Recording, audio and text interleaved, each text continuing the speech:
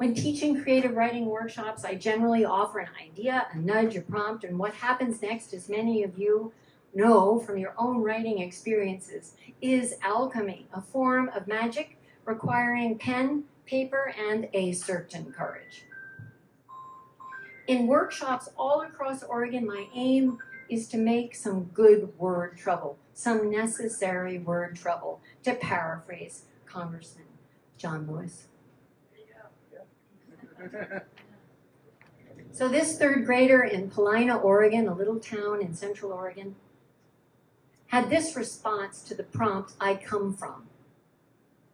I come from a fish, scale sleek as a feather. I come from a month of joyfulness where the sun sets and rises. I come from a dusty valley with gates made with solid wood.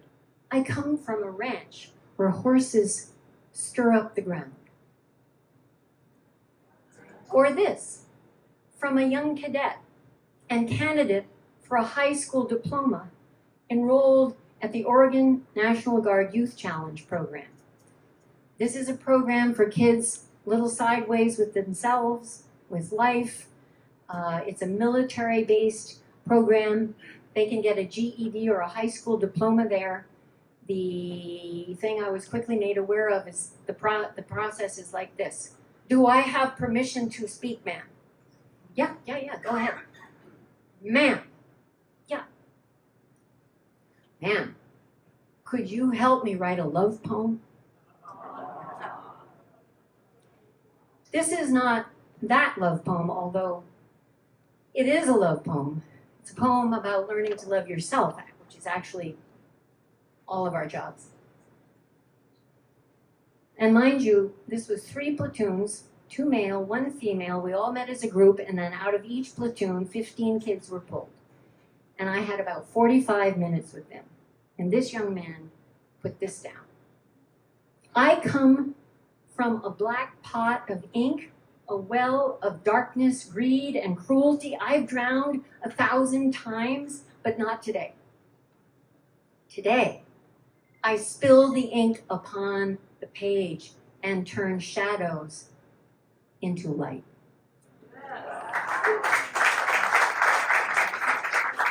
For this excerpt from a high school student, she titled her poem, If It Wasn't for Immigrants. And I wonder truly with all my heart, how would they feel, those tearing us apart, if they sat with the people they seek to blame and realized deep down we're really the same.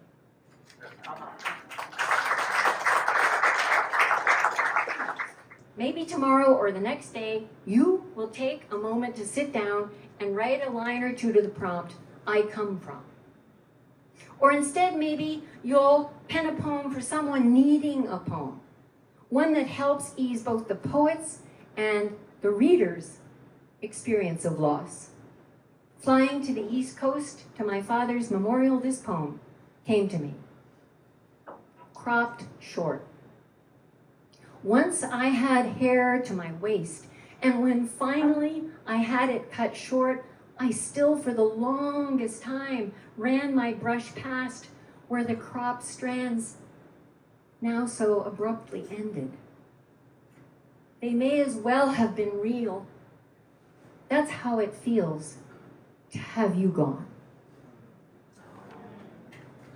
Or this from the British Somali poet Waterston, who reconciles herself to her parents' divorce this way. I have my mother's mouth and my father's eyes on my face. They are still together.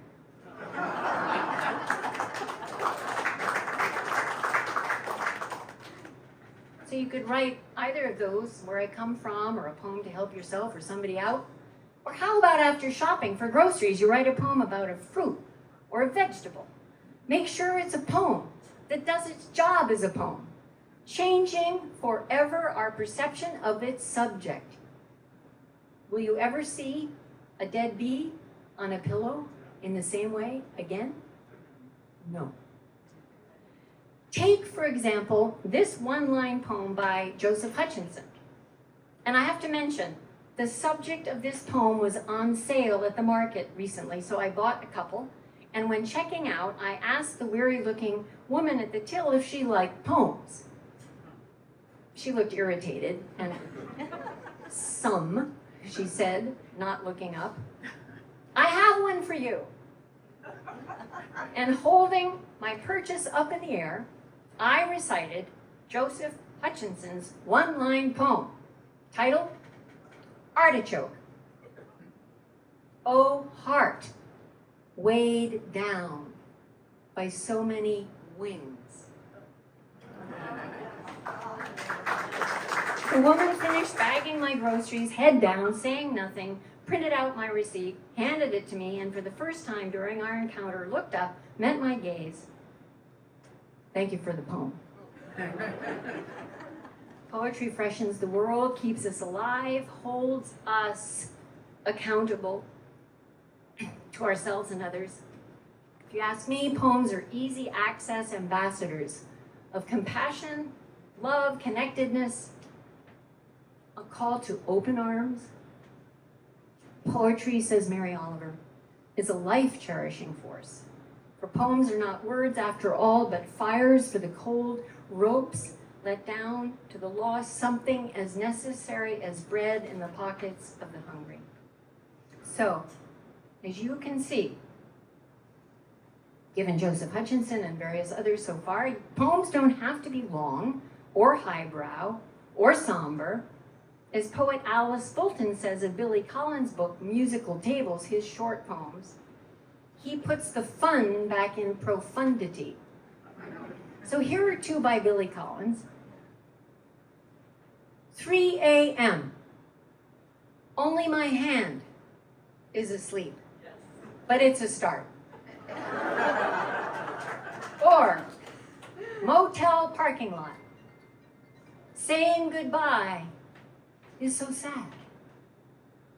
I don't even bother to turn around to see what it was you just threw at me. Or this,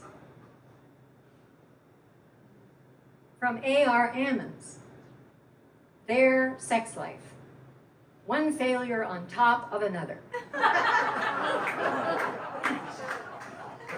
A friend of mine recently shared with me her girlfriend's prescription for dealing with worries, a remedy the girlfriend had heard from her great aunt, who had heard it from, anyway. Here's one example of its application. I'm calling it On the Rocks, just in this slightly more humorous tone. Frozen in place, frigid in a dreary looping story about her ex, she decides to try what her friend says works every time on any form of chronic worry.